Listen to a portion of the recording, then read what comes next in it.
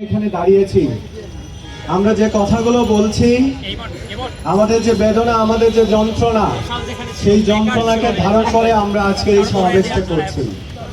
বন্ধুগণ, আমরা কিছুদিন পরপরই এক একটা মৃত্যুর মুখে দাঁড়াই। যে মৃত্যুর কথা, যে মৃত্যুর বেদনা আমাদের বারবার সহ্য করতে হয়, আমাদের বারবার আওয়াজ তুলতে হয়।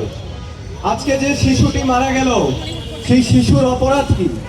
আমরা যদি এই প্রশ্নটা রাখি, যে এই শিশুটা এই বাংলাদেশে কেন নিরাপদ থাকতে পারে না? আমরা যে অভ্যুত্থানের মধ্য দিয়ে যে বাংলাদেশ চেয়েছিলাম, সেই বাংলাদেশে যখন এই দৃশ্যগুলো আমরা দেখি, তখন আমরা এই প্রতিবাদের মশালগুলো জ্বলে ওঠে। বন্ধুগণ, আমাদের কথা খুব স্পষ্ট। আমরা যৌন নিপীড়ন বিরোধী যে আন্দোলন, ধর্ষণ বিরোধী যে আন্দোলন, সেই আন্দোলনকে আমরা মনে করি এই রাষ্ট্র ব্যবস্থা পরিবর্তনের আন্দোলন। বন্ধুগণ, এই আন্দোলনে আপনারা দেখেছেন একের পর এক বাধা, একের পর এক আক্রমণ, একের পর এক হামলা মামলা আমাদের উপরে এসেছে।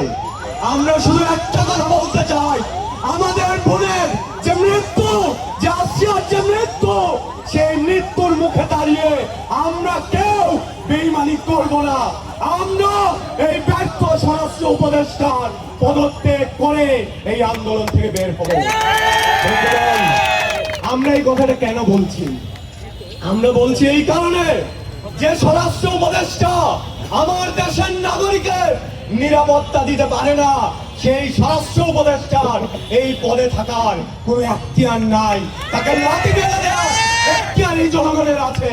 বন্ধুগণ, আমরা যখন এই সমাবেশ করছি, আপনারা জানেন আমাদের বিরুদ্ধে মামলা হয়েছে। গতদিন যখন আমরা উপদেষ্টা কার্যালয়ে স্মারকলিপি দিতে গেলাম ধর্ষণের বিরুদ্ধে বাংলাদেশ প্ল্যাটফর্ম থেকে, আপনারা দেখেছেন পুলিশ আমাদের উপর নৃশংসভাবে হামলা চালিয়েছে। আমরা দেখেছি এই পুলিশ আমার দেশের নাগরিকের নিরাপত্তা দিতে পারে না, এই পুলিশ আমার বোনের নিরাপত্তা দিতে পারে না। কিন্তু আমরা দেখলাম এই পুলিশ বাংলাদেশের প্রতিটি আন্দোলনে তার যে হামলা মামলা, তার যে নিপীড়ন, সেটা নিখুঁত ভাবে করে। আমরা সেই পুলিশের দিকে থুতু ছিটাই।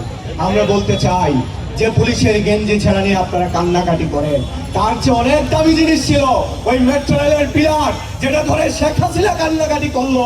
ওই কান্নার সাথে আপনাদের কান্নার কোনো পার্থক্য নাই। আপনাদের একটাই নাম, আপনারা দালাল দালাল দালাল।